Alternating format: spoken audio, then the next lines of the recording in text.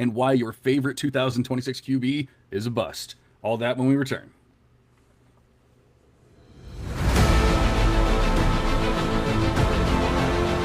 Welcome in to the Devy Devotional Podcast, a show devoted to all things Devy and C2C. Hosted by John Arrington and Aaron Wilcox. And Andy This Starr. dynamic duo brings you actionable strategies with player-driven analysis for your Devy and C2C leagues. Let's dive in. Let's dive in. Welcome to the Devy Devotional, where we stay devoted to Devy. I'm your host, Dynasty Coach A, joined as always by Aaron Wilcox and Andy Starr. And tonight, like I said, we're going to be talking about all things Heisman, all things 2026.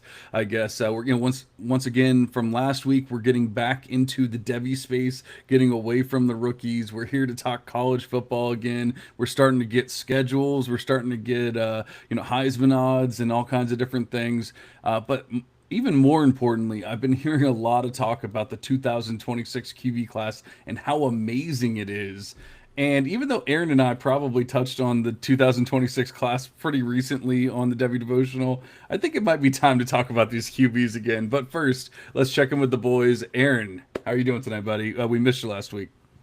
Yes, doing well. Happy to be back. And yeah, always fun to talk quarterbacks and just talk football with you guys. So excited to get into that. Maybe a little sneak peek into Heisman talk. That's always exciting too. Absolutely, Andy. I don't know if it actually went through or not, but I actually put your name in the intro this time. I heard it and it was super smooth. It almost sounded like the guy was saying it. I would be surprised if any of the listeners even realized that it was you saying it, but I appreciate it. And Oh again, man, I didn't know how terrible it was gonna sound. it was seamless. It was amazing. Perfect. But yeah, we're back. I'm happy to be here.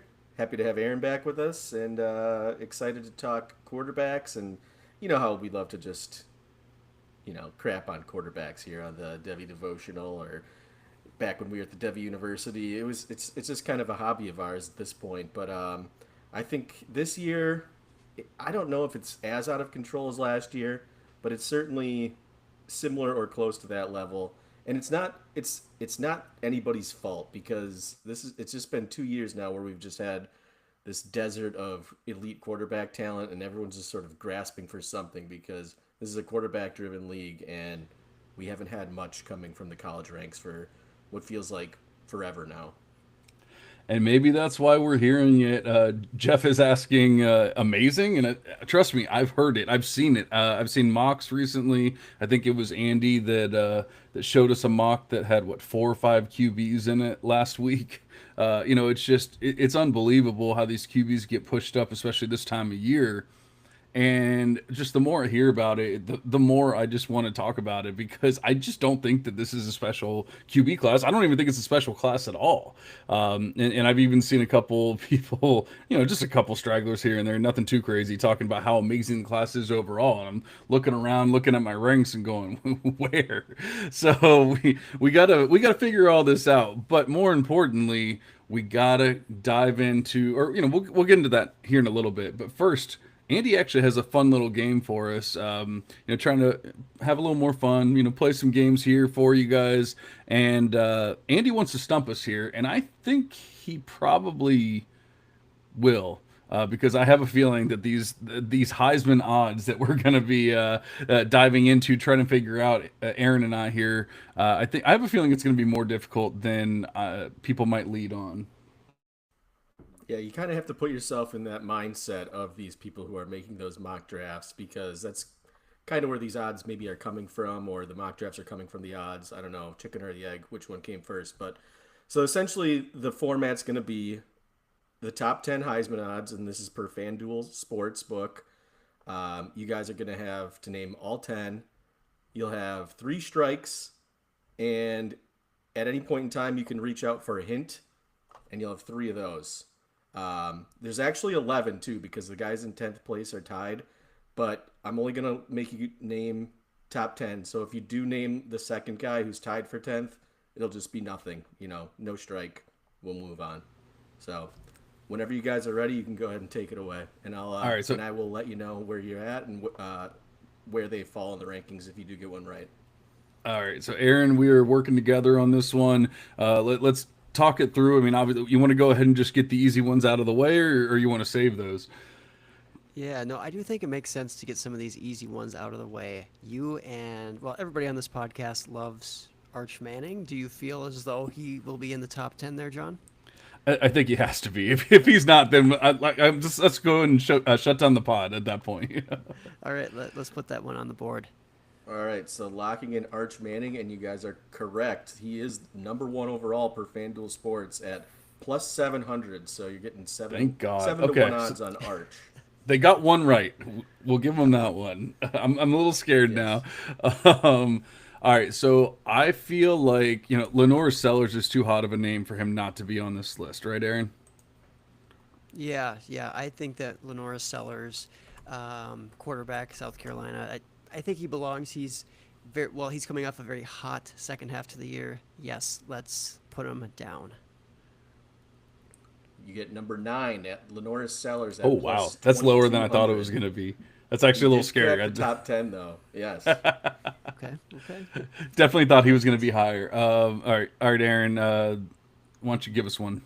Let's go best wide receiver, or maybe I don't know if you could argue for sure best wide receiver in the nation, Jeremiah Smith, Ohio State wide receiver, just amazing as a true freshman, and just going to continue to get better and better. He is just an awesome player.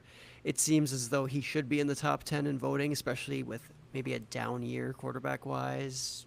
I don't know. What do you think, John? Is that fair?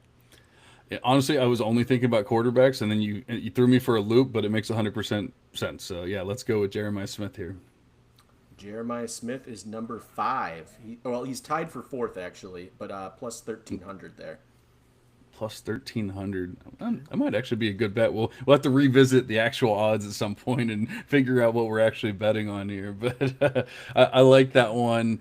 Aaron, how are you feeling about Drew Lar? Obviously one of the biggest names. Penn State has a lot of returning players. It kind of feels like the Ohio State from last year, as far as all the returning players, all the NIL, all that kind of stuff. How are you feeling about Penn State and Drew Lar?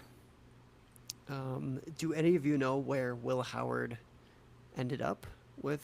I literally don't know for where he ended up in the Heisman votes. If he got a couple, All right, of if you're not- Outside of the top 3, because he wasn't at the finalists, but I don't know where he ended up. If it's too risky, then let's skip it for now. If you think it's too risky, Aaron. it's a little bit risky, but honestly, he's on my list. But I know that I'm higher on him than. Okay. I'm probably Let's- the highest on this podcast. Let's skip it. I think there's a couple easier ones. It was just a name that came to my mind. What do you? Okay, Cade good Klubnik. name. I think is probably a little more of an obvious answer. Yeah, I think that Cade Klubnik. He's also on my list that I just thought up real quick. I'm gonna say Cade Klubnik is a safe one. He's just in a great spot with all those wide receivers. So, yeah, let's lock All it right, in. Klubnik it is. Locking it in. Locking it in. All right, Cade Klubnik is 2 at plus 900, right behind Arch Manning. Well done. Let's go. So we have 1, 2, and tied for 4th. You got 1, 2 tied for 4th. Let's call him 5th for now, and then you got 9th with Lenore Sellers. Okay. All right. 6 more to go. How do you feel, John, about getting a running back involved here? Do you feel pretty strongly that there's no running back? I think that Jeremiah Love, if he can have even just a slightly better season, I don't know, maybe we wait on that one, right? He's like a desperation last second. Yeah. win. I don't know because I don't hate the idea of getting a running back here, but I feel like Nick Singleton popped in my head, and then you said Jeremiah Love, and if we're on different sides of that, then maybe we're both wrong. Right. Well, Singleton, he splits so much that I That's just wouldn't true. consider him. Like, he's a handcuff Heisman candidate, if that makes sense. Like, he's going Yeah. to go off. He could certainly win it. Like, if there's just nobody else there in that backfield, he's that good. But he needs an injury, and that's tough to All right, predict. well, let's so put that one on the back burner with Alar. We're skipping all the Penn State boys right now. I But, guess so. um, Maybe we should go Alar. I think you made some really good points. I think he has the talent. Going to be a winning team. Is it I all right? Is it easier? Still skipping Alar for now. Do you think it's easier? As much as I hate to say this, as much as I do not agree with it at all, that we go Garrett Nussmeier. he wasn't actually on my list. Not because I don't think there's a chance. I just I'm trying like to think. I'm trying to think of the masses right now. I'm trying to think of how other people think and not how they should think. yeah. Well, let's go a safe one. Ryan Williams, wide receiver at Alabama, arguably the second best, if not the best, wide receiver in the nation. But Coming off a very promising season. is he gonna get kind of knocked for not having a proven QB throwing it to him? I mean, not that Jalen Milroe was ever truly a proven QB, but we're Right. assuming Ty Simpson's throwing it to him. I love Ryan Williams. I have no issues with it. I'm just trying to think if it actually makes sense or not. Yeah. I mean, I You don't. guys do have hints remaining. I will remind you. Oh yeah, I forgot to put the hints. All right, I don't want to One do a at a hint yet, time. just yet. Do you, Aaron? You You ready haven't for a used hint? strike Or, yet either, so you're. We might That's be true. we might be getting forced into a hint here soon. Just because we don't have like a clear guy here. I mean, do you think Sam I Levitt at Arizona State? Like, I think if there's a chance that he makes it on there. I think Nussmeier's safer than Levitt, and I like Levitt. I like Should we go Levitt Nuss? more, but I think Nussmeier is a safer bet. Let's go Nuss. All right, All lock right, it locking in. in Nussmeier at number 3. Garrett Nussmeier. John, you're on the right train of thought. You got to think like the masses. He's actually tied it for second with Cade Klubnik at plus Wow. 900. That is Okay. unbelievable. Oh man, that's yeah, and we It almost starts to skipped get him or asked tricky. for a hint. Like now it's like you guys got the ones that I thought were like kind of no brainers. Yeah. And after this, it gets a little bit tricky. All right. You got any thoughts, Aaron? I mean, we've talked about Alar. We talked about Jeremiah Love. I Let's don't know. Does maybe. Notre Dame get enough love for Jeremiah Love to be on there? Yeah. Yeah, that's a great question. I mean, they obviously were a great team this last year. I don't know if they're going to quite replicate that success, though. I mean, with the unproven quarterback talent there at Notre Dame, they might take a step back as a team, success-wise. But I mean, they're still built well. I mean, I kind of like the LR selection. Okay, Yeah. let's do it. Let's go with Alar then. Locking in Drew Alar, who comes in at number 6, right behind Jeremiah Smith. Nice. And the other person who's tied for 4th that you haven't named yet, Drew Alar is plus 1,600. Nice. All right, Aaron, we have someone who should be obvious, at least according to the masses or according to Vegas here. So we got to really think this through. I don't think a running back's going to be that high, right? I don't think Jeremiah Love would be tied for 4th. I don't think. So, I mean, are you thinking that's Ryan Williams? Are you thinking that's Man. you I think mean, that's DJ another Lagway, QB? does he make it on there? I mean, he missed time, but yeah, we're expecting big things from him. It's just the team thing, right? The team has to Yeah. have a bunch of success, and that's a little bit more up in the air. I like what they're doing at Florida. I just don't know if that's quite enough to get them into consideration there. All right, you want our first hint? Yeah. All right, let's get it. All right, first hint. There are only quarterbacks left in the top 10. Oh, we that's would a have been great wrong with chance. Ryan Williams or Jeremiah Dang. Love. You gotta be kidding me. Wow. Okay. Well, that Only was a great quarterbacks hint. left. Thank you, Andy. Yeah. Yes, Try to help thank you you very out. much. Well, I think Sam Levitt, DJ Lagway, those were a couple that just came to my mind right away. Either of those, I you think wanna try? Levitt. I think, especially now that we know it's all QBs left, I think I like Levitt even more. Okay, let's do it.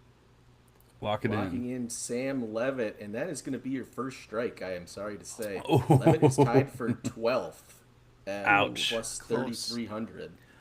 I love Sam Levitt. I just don't think he gets enough national attention is the problem. Even though, I mean, they made it, far into the playoffs and all that, but I guess it doesn't matter. Only Cam Scadaboo matters, not Sam Levitt. Guess so. That's too bad. That's unfortunate. Okay, We might need another hint then, unless you feel confident about like DJ Lagway. I think, all right. Well, I mean, I just felt confident about Levitt, and we were wrong. But I mean, he was 12th. It's not like we were like way off or something. But Right, uh, right. I feel like Lagway is going to get some love. Like he looked really good in spurts. Obviously, he had some concerns. I don't even think he's still throwing right now. But or at least he wasn't earlier in the off season or early in the spring. So I'm a little concerned about him, but I don't know if Vegas is really gonna like consider that right now. They're probably just assuming he's okay. I think DJ Lagway is a solid pick here. DJ Lagway locked in, and he is number 7. Right There behind we Blue go. Har, We're back plus on the board, 1,700. baby. We're back. We are So back. you right now are missing number 4, number 8, and you haven't named any of the guys who are tied at 10th right now. So really, you only need 3 more. 8. Four. I'm just trying to think of who is that obvious that we're completely missing here. I mean, I'm thinking Um, of like oh, Rayola's not that high. I mean, Dante Moore I was was about to say Dante Oregon. Moore. Like Is people Dante love Moore? him. They love Oregon as a system. I get that. I don't know that we should love Dante Moore, but it doesn't matter. Hmm. I mean, is it going to How be about a the Ohio hint? State? Is it going to be the Ohio State QB? Are they going to assume that because you're throwing to Carnell Tate and Jeremiah Smith and all that that you're going to throw for a ton of yards? It's possible, but I just don't feel confident No, I projecting don't. that. I don't feel great. You ready for a hint? Yeah. All right. All right. I'll give you the conferences of the 4 players that are still eligible. 2 of Okay. them are in the Big Ten. 1 is in the ACC, and 1 is in the SEC. Ooh. Okay. All Okay. right. I think I feel So better about Dante Moore now. Right? yeah, yeah, I think so. I mean, Dante Moore. Yeah, we should probably go him. All right. Lock it in. Dante Moore.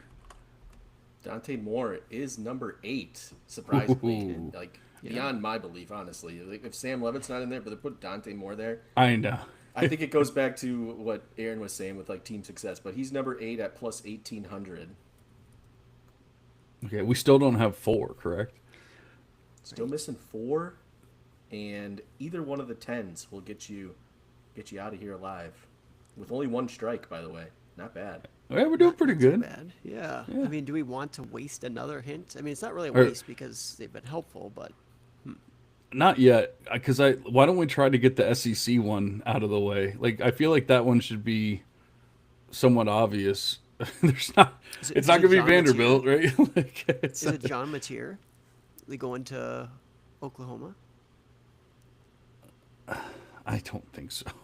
No. I, I think that's more we want that to happen. I don't think Vegas expects that to happen. Um, I mean, you don't think it would be Austin Simmons, right? I don't.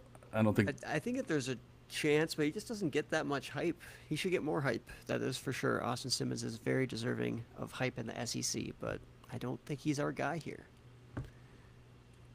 How Well, about USC for the Big Ten? Maeva, Jaden Maeva. oh, I would throw up if Jaden Maeva is in the in the No, actual ranks. yeah, I'm just going I'm not back to saying the you're wrong. I'm team just saying I thing. might actually throw up on stream here. So, Yeah, that's fair. I don't know. I you mean, ready for another hint? Is that our yeah. last hint? If we do it, You got one more hint. let's just go ahead and do it. Let's just go ahead and Yep. get the hint. We got 2 strikes left, so All we can right. get our last hint, All and then hopefully we can write it out. Let's get more information. all 3 players remaining. Again, you only have to name 2, but all 3 players remaining in the top 10 have transferred at one point in time. Maeva. Well, like you said, He, Mateer. yeah, both those guys are transfers. I'm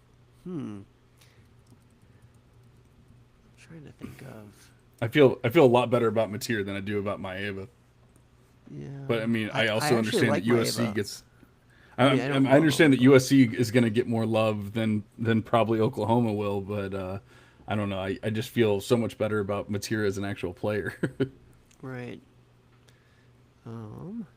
'Cause I mean, transfers. Then we're kind of ruling out like Julian Sand at Ohio State.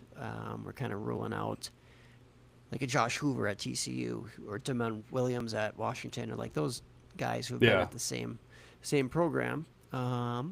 Somebody who's transferred, I would say Mateer, because we don't hate that pick.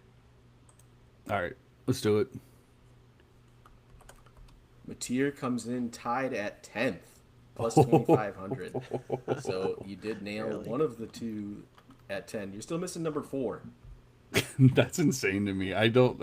How could we possibly be missing 4? It's a QB, and of course, as we're sitting here now, like I'm drawing a blank of like what actual teams are in college football. Like I can't even think of SEC teams right now. I can think of like 3 SEC teams. It's one more ACC, one more SEC, correct?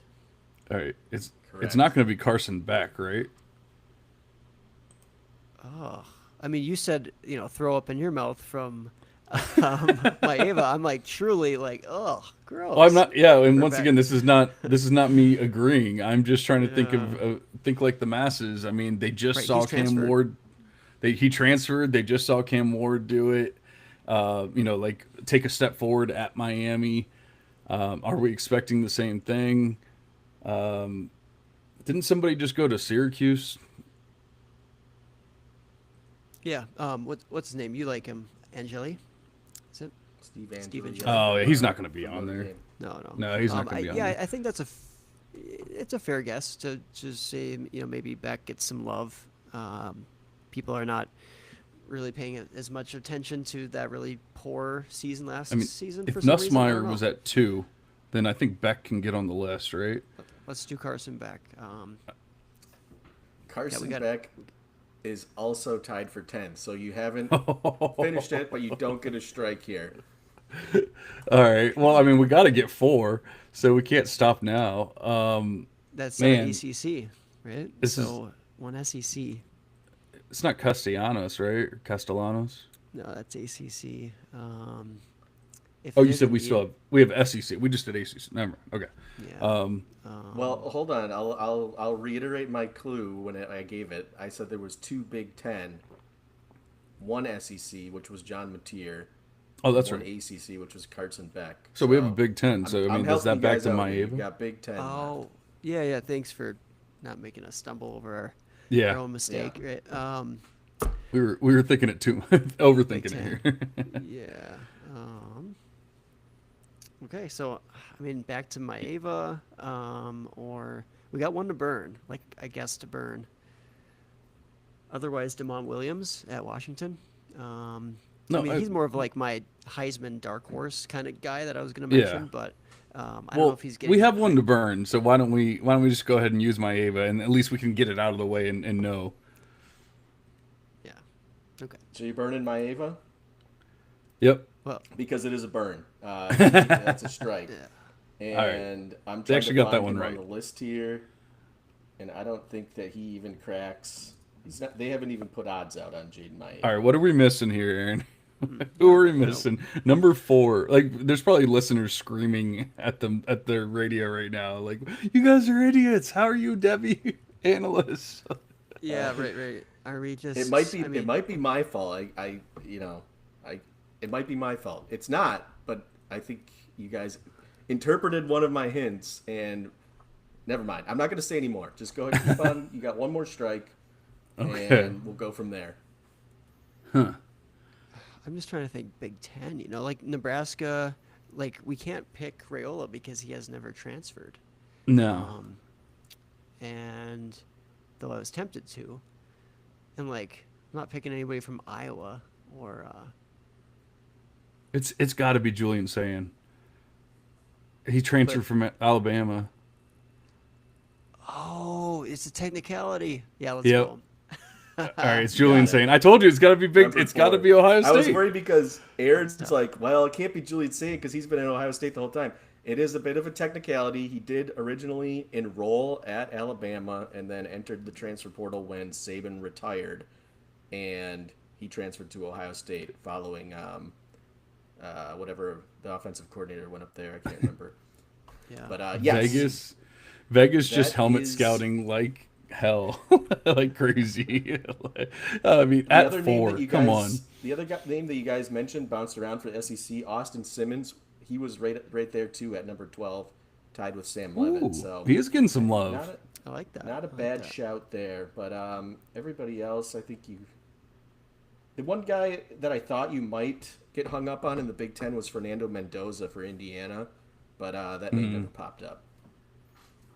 I feel like a lot of people like I feel like he's bigger in the CFF community, but I had hopes for him like what a year or two ago, but I'm not really like loving him anymore. Yeah, Well, but that's a good congratulations, like well dark done. horse type of guy, odds wise. I mean, he's not gonna win it, right? Or at least very very unlikely. But he can Oh, I put up did some find numbers at Jaden least. my sorry, I did find Jaden Maeva on the odds. By the way, he's plus 6,000, and not too far down the list either. I just passed him over. He's probably like 20th or something. Yeah. Okay. Yeah, I mean I'm sure it grows exponentially. So it's I think it's like what plus 20,000 is where it basically starts like leveling off, something like that. You don't have to actually answer that, Yeah, but it was but all right, hey, we I did don't. pretty well for our Sure. first game there, Aaron. I think we can knock that one off as or notch that one off as a dub, and hopefully we will do just as well on the next game, whenever that is. But that was a lot of fun. I'm completely terrible with those kind of things usually because my mind literally just goes blank as soon as somebody asks me a question. Like I said, I was literally sitting here and I was trying my best not to cheat. I have a computer right here, and I even thought, even though technically it's not cheating, I just wanted to bring up a list of SEC teams because I could not actually think of SEC teams. Yeah. I Yeah. was That's impressed tough. that you guys got Dante Moore. I was like, there's no way anyone's thinking Dante Moore as a Heisman finalist. But I think it just comes down to, the odds makers are saying Oregon's probably going to be a playoff team, so we got to put their quarterback, or at least presumed quarterback, on the list. And I think that's all it is with Julian Sayin. That's all it is with Garrett Yep. Nussmeier, Drew Lar. So many of them. I think it's just because hey, they're going to be in the college football playoff, so we have to put them on the list, and we have to give them at least decent odds. And then Right. of course they probably. I mean, all right, so we guessed it, but who should be at the top of the list? The top like three. Who should be the top three? Here we've Andy's been asking us the question, so we'll start with Andy here. Andy, who do you feel should be the top three Heisman odds? Well, I think they got it one. Number one's right. Arch should be number one. After that, I don't really feel like any of the quarterbacks on the list have an edge over the other ones to like say that they're better or worse than the other 15 quarterbacks on this list. So I would put Jeremiah Smith at two. And then at three, I would probably just take the easy route and like pick the quarterback of, who I think is going to be the national champion. So, I mean, right now, it's who's it really between right now? You got Ohio State, you've got Alabama. It's not going to be Ty Simpson. So, Like I said, I Penn I State would brought so probably much back; they have to at least be in the mix. yeah, I think with Penn State bringing all their guys back, I would probably put Alara at three, just because he's a 3 year starter. You got to assume that he's going to keep progressing every year. So I would probably just throw Alara there. Yeah, I'm fine with that list for sure. I mean, you could argue a bunch of other guys right at that third spot, but Jeremiah Smith makes sense. Arch Manning makes sense. Cade Klubnik, I guess he was somebody I thought of Yeah, actually a little bit before LR for some reason, just because of the weapons there. LR yeah. doesn't really have the best weapons, unfortunately. They've been trying to reach into the transfer portal to get him more, but they're losing Warren as well at the tight end position, and that's pretty big. So, yeah, Klubnik Cade is who Klubnik. I was going to throw into the Yeah, top three. I was going to take Alar out, and I was thinking, and this is not a confirmation of him as a good player, but he is a good college QB at this point. I mean, he's probably going to throw for what like 5,000 yards or something with those players, and Clemson very well could be in the mix when it's all said and done as well. I think I think I might even have him at two over Jeremiah Smith with a what a true sophomore QB that's never touched or never taken a snap before or whatever. Never started a game, I should say, before. I think I might have Jeremiah Smith there at 3 instead of 2. But I think we can all agree that Arch Manning should be the number 1 there, and that is clear and obvious. Aaron, you had mentioned Damon Williams earlier as kind of a dark horse candidate.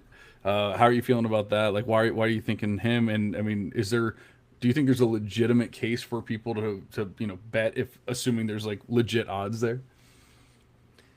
Yeah, I'm not really gonna tell people to make a bet on such slim odds, but Demond Williams, just dynamic rusher, and I think there's just enough there within that offense. I like the coaching staff. I like that opportunity to potentially have a really strong season. It's just unfortunately their level of competition's a bit more stiff now moving to the Big Ten. So yeah, there's a chance for Damon Williams, but we just haven't seen it yet. But then again, guys like what's his name, Julian Sayin at Ohio State, we haven't seen it yet at all from him. We've actually seen a little bit from Williams, and so there's some promising flashes there. Is it enough? No. I mentioned Jordan Maeva, even though, like Andy said, he's on there, but at 20, I actually don't think he has a bad season. I think he has a pretty good season there for USC, or there's a shot of it. I already mentioned like a Jeremiah Love or Ryan Williams. Jeremiah Love, running back, Notre Dame, and Ryan Williams, if you're going to go with some other positions than the quarterback position. But we saw this year, I mean, yeah, it's definitely possible for wide receiver to get it, but like Travis Hunter's very unique case, and same with Ashton Gianti too. So I'm not expecting Love to have a Gianti type of season, but at the same time, I mean, Ashton Gianti got there because he was also in the G5 with such monstrous numbers. Yeah. So, anyways, those are just guys that I'm kind of pondering as like dark horses, depending on the odds. I like it. Andy, you have any names to add to the list before we move on to the 2026 QBs? Yeah, I just try to speculate who's going to make the college football playoff and who's going to be like their best player. Generally the quarterback. And obviously, the big names from the SEC and the Big Ten are going to make the playoff, and those guys are already at the top of the list. But then you start to look at like, okay, whoever wins the Big 12 is probably going to make the playoff too. So the name that pops out for me is TCU's quarterback Josh Hoover, who threw for like 4,000 yards last year. And if they go on a run and they win 11 games, 10 games, make the playoff, and he throws for 4,000 plus yards, 30 plus touchdowns, maybe he's a name that starts to pop up just on a Heisman finalist list. And if you make the bet now, which he's way down there at like plus 25,000. So if you put that bet in now and he starts out hot and his odds increase a little bit, maybe you can cash out early. I don't think he's going to win the Heisman, but you never know. I like it. All right, well, that was fun, but let's get to the crux of the pod here. Let's get to the good stuff. Let's tell you why your favorite 2026 QB is a bust. No, hopefully they're not, but unfortunately, I have a feeling that a lot of them will be. Obviously, that is the norm. That is, what we can expect in most years, and yet, for whatever reason, we have a lot of names being pushed up here as almost guarantees to be in the top 10 of next year's draft class. Andy and I touched on some of those names last week, and it was just, dumbfounding. Especially Garrett Nussmeier was 101 overall. It just blows my mind. Like, what has Nussmeier done to this day? So why don't we start off with him? And Aaron, you weren't here last week for us, to talk about Nussmeier and how you felt about him being at 101. How much do you hate it? And or tell me that I'm wrong here. Yeah, so there are some quarterbacks that we may talk about here this evening that I really like, at least in comparison to you guys. I don't think that Nussmeier is going to be one of them. Just not super high on the skill set. Don't see the mobility there, and he makes too many mistakes as a passer. He's going to be like a Mason Rudolph type of guy at the next level. I don't think his arm is so talented that he can really get away with it. He's definitely not going to add a lot with his legs. So even if he has a solid season, which he might, I mean, they have a solid wide receiver core, but that's not the Justin Jefferson, Jamar Chase years at LSU. It's just, that's not what we're looking at this season, even if they have enough talent there in that receiving core and game. So, yeah, he might have a solid season, but I am not in on Garrett Nussmeyer for NFL purposes. Just don't quite see enough there. Yeah, and Yeah, I we touched on it go last ahead. time, but basically, you know, there's minimum thresholds that I look for, and I'm not going to talk too much about it because, like I said, we just talked about some of this last week. But those minimum thresholds are the big time throw rate and the intended air yards, and then obviously the interception rate. And Garrett Nussmeyer is barely meeting those thresholds, and in fact, he's actually below the big time throw rate threshold that I look for. He's barely at the intended air yards and barely at the interception ones, and so it's just you're asking for a lot. Obviously we've seen a lot of fifth year players and everyone take a step forward and be able to do it, so it's not impossible. But I am a little concerned with the pieces around him. Are you losing a lot of players from a team, established players, bringing in youth, and then somehow going to take a step forward? That doesn't really add up for me. Yeah, and I'm kind of on the same page as both of you guys. Like, way too many mistakes. He had 12 interceptions last year, turnover worthy play rate over 3%. He took way more, attempted way more passes than any of the other guys we're going to be talking about here. And I think part of the reason he gets propped up is because people say, oh, he threw for 4,000 yards last year.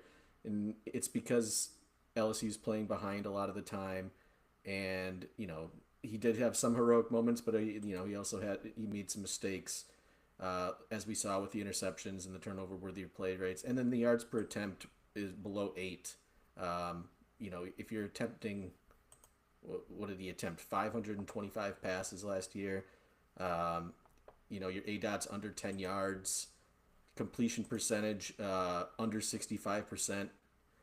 Most of these guys we're going to talk about is like at or under 65%, which is really not good for college quarterbacks moving into the NFL. We want it to be higher than that.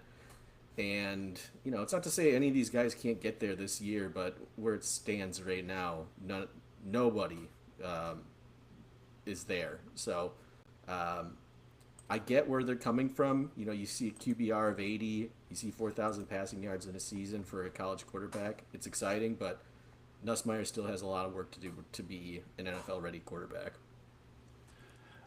Aaron, is it the arm? Because I mean, there's so many people. It seems to be really like a film versus analytics kind of debate, and obviously those happen all the time.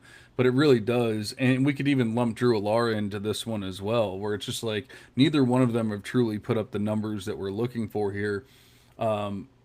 But I know, we have a friend, we have a mutual friend that always sends Nussmeyer highlights in our group chat and stuff, and it's always like, oh, look at this, that's an NFL throw, that's an NFL throw. So is it just the arm that people are falling in love with these players? Because like once again, with the Lar and Nussmeyer, like they just haven't truly put it together on the field in the stat sheet or anything like that.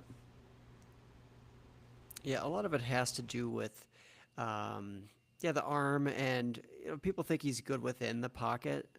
I say that's kind of debatable based on what I've seen from him, but and they'll kind of cling to other factors. Like, I mean, he was a solid, like, at least a solid four-star recruit back in the day, and he has a handle on that LSU offense. He's been in there, what, 3 prior seasons, I believe, and um, yeah, I think that people are expecting another step forwards out of him, but they expected that last year, and obviously he was not ready for the spotlight, and he's not ready to be an efficient quarterback, or at least one that cuts down on those turnovers. So I do think it's, yeah, some of the physical talent, but is it talent that really belongs in today's NFL, or like is special enough to be valued in today's NFL? We just saw a guy in Shadur Sanders drop because he's not really a dynamic enough athlete. Like, he has some limitations with his profile.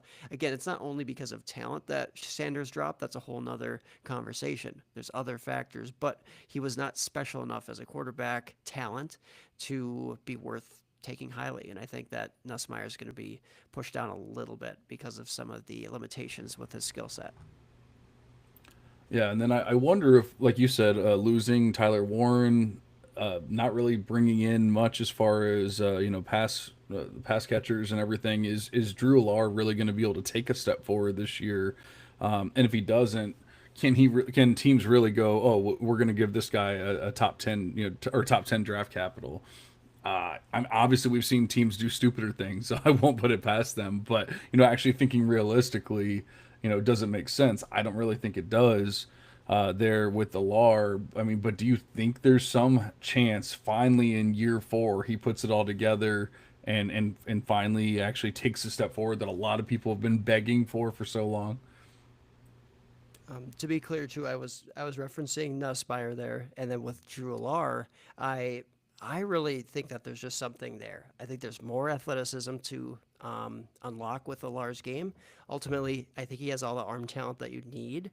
It's not going to get displayed consistently in an offense that has no wide receiver help. It's just he's going to funnel it to his best weapon, which was Tyler Warren. Yes, he loses him, but Penn State brings in just great tight end talent every year, and they have some up and coming guys who should be able to step up. They brought in multiple transfer wide receivers who have a pretty extensive college starting experience and were actually pretty good last year from a production standpoint. And yeah, I think that we see another step forward. He's flashed enough efficiency as a passer. He's not like a turnover machine. I know that is his production going to necessarily stick out as elite in any sort of model to this point? No, but in a lot of ways, I think he has the arm talent. Alar has the size and the stature and the ability to play in and outside of the pocket. I think he's got a lot going for him. And if I'm going to project one guy to be like a consistent riser and maybe like the QB1 in the class besides Arch, I think it's going to be Drew Alar next year. I think Andy and I already touched on Alar enough last week, unless Andy wants to comment more on Alar there. I get what you're saying, but I feel like, Aaron, but I just feel like this is the same exact argument people made last year. It's the same exact argument people made the year before, and we haven't seen him take a step forward. So why is it magically going to happen this year? I'm not saying you're wrong. Once again, it can happen. We haven't seen it yet. I don't know why it's going to magically change. Well, guys get better year after year, especially with more experience. And like you said, they retain a lot of talent overall as a team. So look at like a Jaden Daniels, right? We're like, yeah, he is what he is. He's been in college 4 or 5 years. Why is he going to break out, right? Nobody was selecting him as like a dark horse to be like the wide receiver, or sorry, the quarterback, like two in the class or whatever after Caleb. But at the end of the day, these guys do get better within a system. Not a lot changed for Daniels. I mean, like he was in that same LSU system. Things just clicked. The right combination of bringing in weapons and the right combination of feeling more comfortable and just unlocking some of those skills that he had. I think that we see some more of that with Alar. So I'm willing to put a bet more so on Alar compared to a guy like a Nussmeier, to be honest. But that's just Oh, my I intuition. definitely agree with that. If you're giving me the two options, give me Alar all day long. I don't. When it's all said and done, I don't know that either one of them is actually going to do it. But yeah, I'm with you on that one. Another one that we've been on a roller coaster of emotions with is Cade Klubnik. I don't know that we've ever actually been wrong on him. We said that we basically were not big fans. He was our QB5, Aaron, I think it was, in his sophomore season, going into a sophomore season, and you know what, we probably got that one right. But then he did have a pretty nice turnaround this past season. 36 touchdowns, 6 interceptions, 3,700 yards. I think I said 5,000 yards this year earlier. That might be pushing it, but maybe 4,000, a little over 4,000, something like that. With that receiving core, I mean, it was a very young receiving core, so 5,000 is probably a little insane, but definitely over 4,000 could happen. The thing is, we have to ask ourselves: is this a college QB who's surrounded by immense talent, or is this a NFL QB who is just taking time and needs to take that next stride? Andy, what do you think? Yeah, I mean, out of all the guys we're talking about here, Cade's best season was last year, and he was still at 7.4 yards per attempt. A dot still under 10. He cleaned a lot of stuff up, but if you're gonna have, what some people are considering three of the top 10, top 20 receivers in all of college football, I think you just need to air it out some more, take some more risks, and show us what you got to be like an NFL thrower. Because right now it just feels kind of safe, kind of systematic. He just doesn't feel like somebody that you'd want to use one of your top five draft picks on at this point in time. He's got the weapons there, like Aaron said. Like if he's gonna do it, he's got to do it this year. He's got to show us that he can throw the ball down the field, do it accurately. He did a pretty good job last year of keeping the ball safe with only 6 interceptions. Turnover worthy play rate was pretty low. Big time throw rate, again, not quite there yet, but definitely improving. So if he can continue to move forward, he's got no excuses at this point because the receiving core, I think everybody's on the same page that they're, if not the best, one of the best in the entire country. So he feels like the one that could make the biggest stride for me. But it has, you have to see it, right? You have to see it out on the field before you can really go out there and plant a flag on anything like that. Aaron, do you think about the possibility of him being a Konami code QB or Konami ish? And obviously, we know how at least fantasy players feel about those kind of guys. Klubnik had 588 yards rushing last year, 7 rushing touchdowns. Once again, I'm not a huge believer in him, but if somebody was going to, be able to go into the NFL and be a surprise, a la like a Bo Nix or somebody like that, could it be Klubnik? I think that the Cade Klubnik comp game, it's a little bit challenging, but in some ways, like bringing that mobility to the NFL, yeah, he possesses some abilities there. I don't know if it's like a Bo Nix level, maybe like a Baker Mayfield level, somebody who is mobile enough to scramble for first downs, score some touchdowns on the ground, and extend plays, and that's pretty worthwhile. So I don't know exactly where he ends up being, like a Brock Purdy, again, Baker, Bo Nix, like you said, Jordan Love, like all those guys have enough mobility to their games, and Kid Klubnik possesses that as well. And he's improved, I mean, significantly as a passer compared to his sophomore season. So 2024 was, as you highlighted, I don't need to really go in depth again, a very, very promising year with just better and better weapons developing there at Clemson. It should be a pretty special passing attack this season, assuming health for the team and for Klubnik. And if he can stay healthy, which I think is a fair question with him, like if he shows another year of really good durability and progresses just a little bit more with that arm, there's no doubt that Klubnik could be like a top three type of quarterback in this class next season. Is that going to be elite for NFL upside? I really don't think so, no, but he seems like he's becoming more and more of a safe option this season. And at the end of the day, I mean, that could get him drafted quite highly in the NFL draft. Yeah. I think another player who's probably going to get drafted higher than he probably should be, but I kind of get it with this one, is Lenore Sellers. I think if anyone has the odd or the chance to move up to the 101 overall or at least into the top five, I think it easily could be Sellers, and that's just because of the pure athleticism, the strong arm, like all the things that we see these teams fall in love with over and over again, looking for Anthony Richardson but with talent, and Sellers could be that. I mean, I did not necessarily expect him to go out and put up 2,500 passing yards last year, 18 touchdowns to 7 interceptions, not spectacular. But I think we saw a pretty big difference between the first half of the season and the second half of the season, which is almost the opposite of what we normally see, where a lot of times it's, the first half of the season's amazing because they're playing crap teams and all that. And then the second half of the season, all of a sudden they all fall off, a la Garrett Nussmeyer. We didn't see that with Sellers. We actually saw some progression, and we saw him being able to actually complete some passes there towards the end. I'm definitely not 100% sold here. I'm not 100% in, but this is probably the first real. Well, that's not true. This time last year, it was hard to discount Jalen Milroe. He really, and I kind of feel the same way right now going into this season as I did going into last offseason with Jalen Milroe. The difference is Milroe completely fell off. in his junior year, or yeah, senior year, junior, whatever it was. And Sellers will, we don't know what's going to happen with Sellers here, so we're going to hope for the best here. And it is a true junior year for Sellers that he's going into. So if he does take another step forward, which he obviously can, that would be huge. And that's why I think he could easily be the 101 when it's all said and done. A team just falls in love with that athleticism, big arm, all that kind of everything. Yeah, he's a dynamic weapon. Lenora Sellers is, he's fun as far as the build goes, fun as far as the mobility and the arm.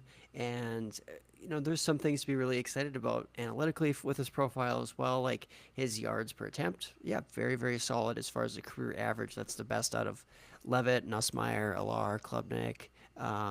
Yeah, Sellers is good there. His QBR is actually pretty much the lowest out of that group when you take his career into consideration. I guess behind Klubnik. And I think probably some of that is just from the interception rate. Like last year, Lenora Sellers did not have the best touchdown to interception percentage. And he was really, it was a tale of two seasons for him. It was like two halves.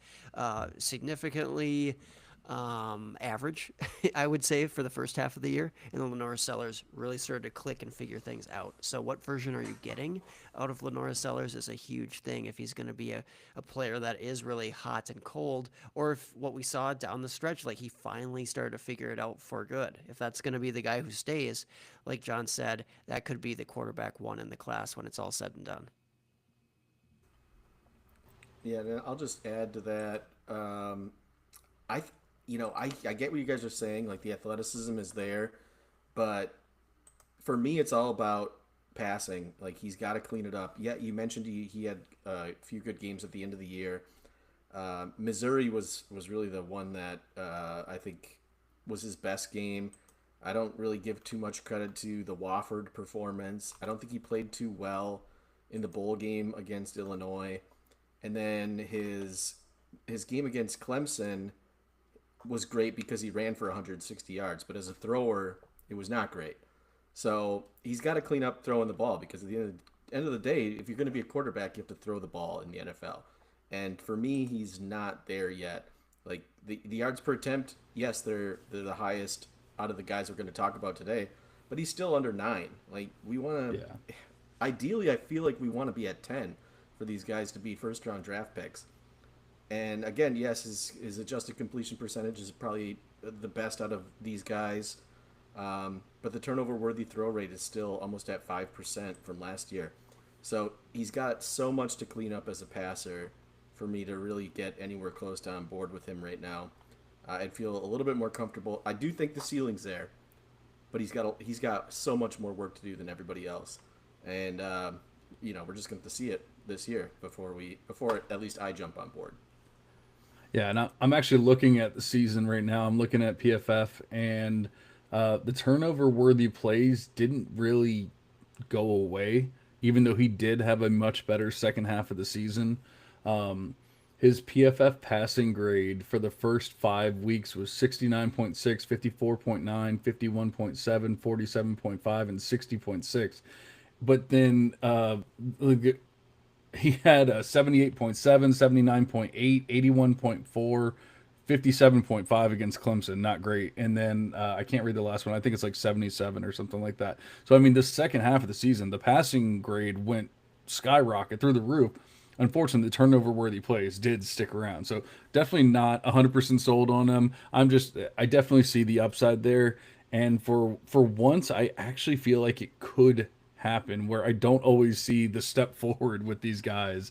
Maybe it's just because he's on my C2C squad in Devy, but I don't know. We'll have to wait and see. All right, I guess the last one that we should probably truly talk about would be Sam Levitt, who we touched on earlier for the Heisman odds. Obviously, we have to hope that Jordan Tyson's going to be 100% healthy, which, I mean, I don't think there's truly any reason to believe otherwise, but I don't think he was 100% going into spring.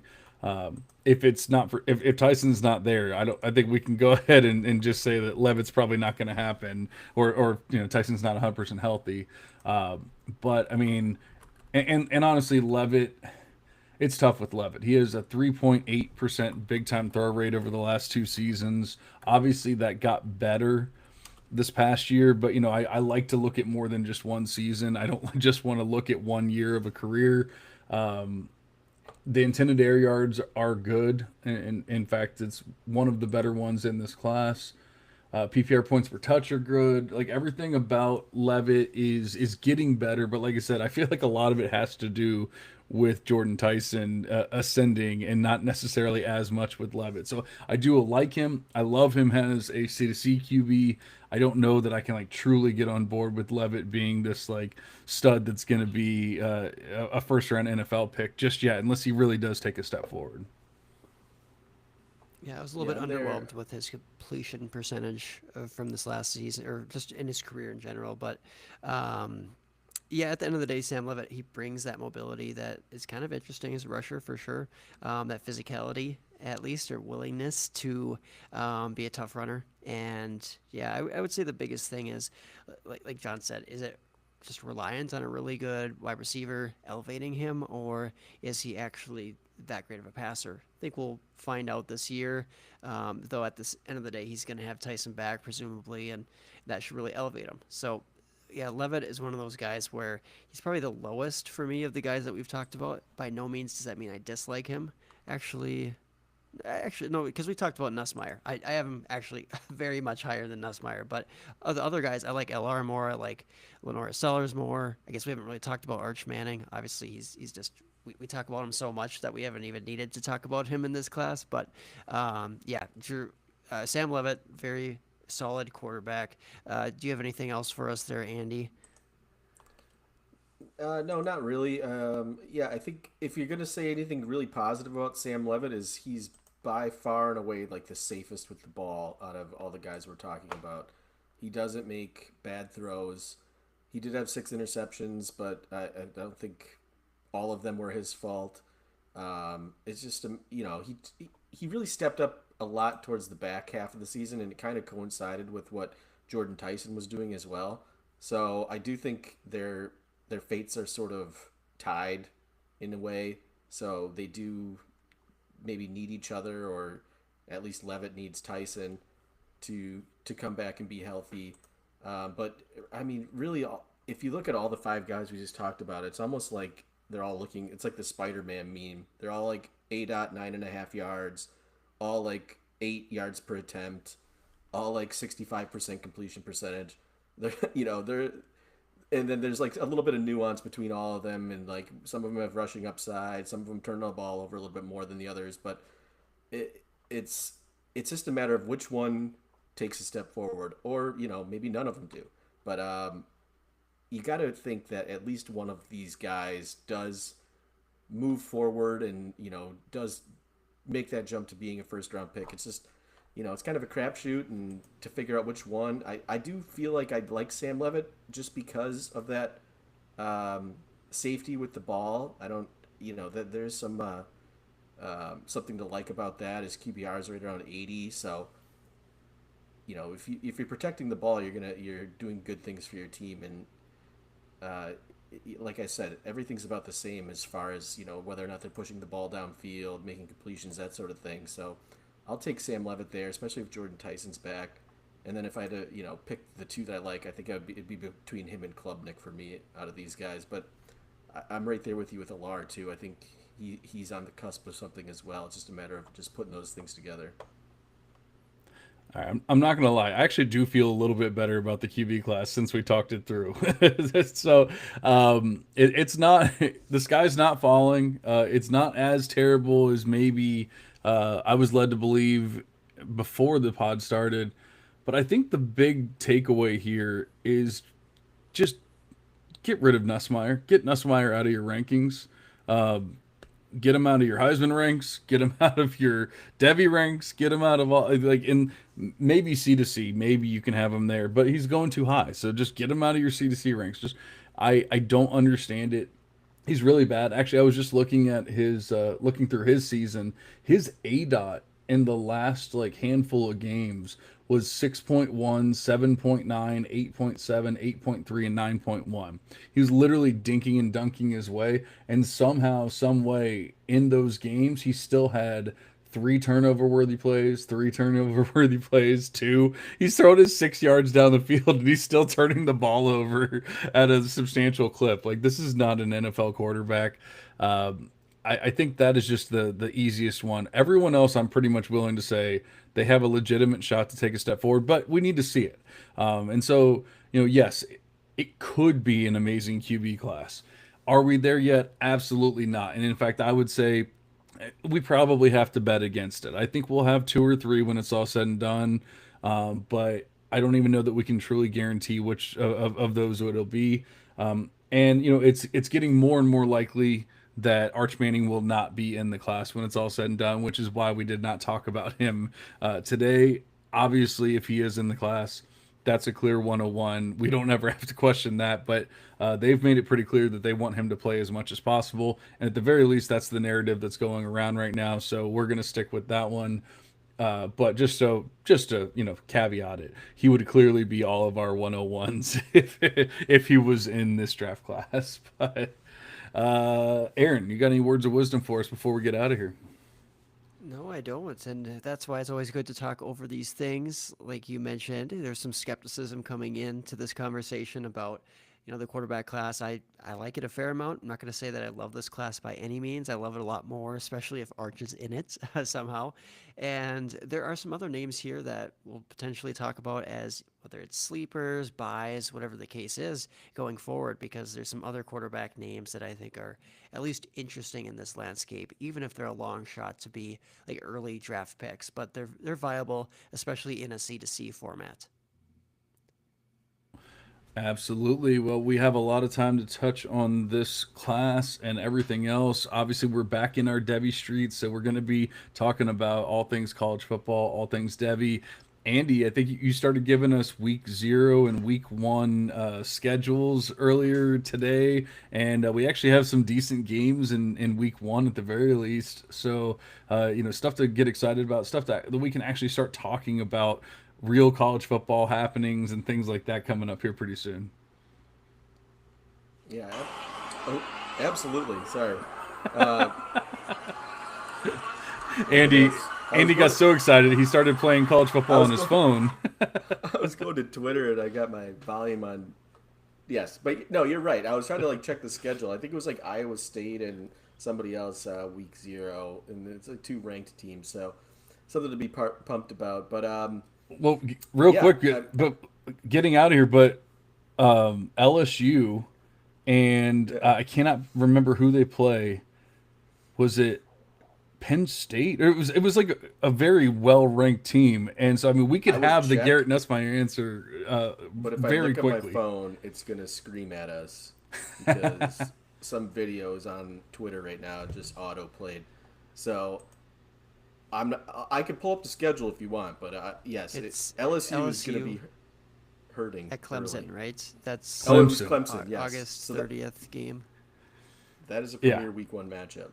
I mean, is there any way LSU wins that game? I know we're already over time and everything, but like real quick, is there any way that LSU wins that game? I think it's possible. I mean, am I going to bet money on it? No, but I do think it's possible just with the amount of talent they have throughout the whole team. But, Clemson starts having the edge at the wide receivers, at the quarterback position.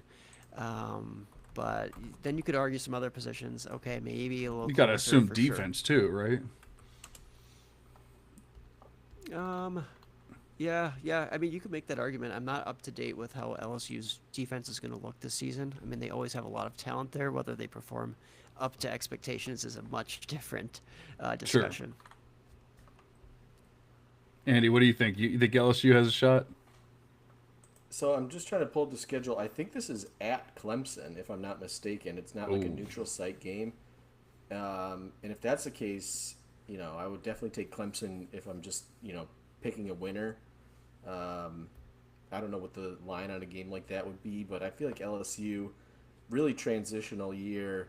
I know they keep Nussmeyer, but he's going to have to develop some rapport with all these new receivers that he's got on this team. And they do have Caden Durham, who we all love. So I think that a lot, maybe LSU does need to maybe rely on him a little bit more, just in the early going. But with Clemson, I just feel like that offense is going to be clicking right from the start because all these guys have been playing with each other for a year plus now. So I think Clemson probably wins that one relatively easily, especially if it's at their house. I agree, and we'll get it into all that and more in future episodes. We do appreciate you guys listening. It's been a lot of fun talking about these QBs, getting back into the Devy streets. We will be back in your ears as soon as possible, but for now, we're going to go ahead and cash out.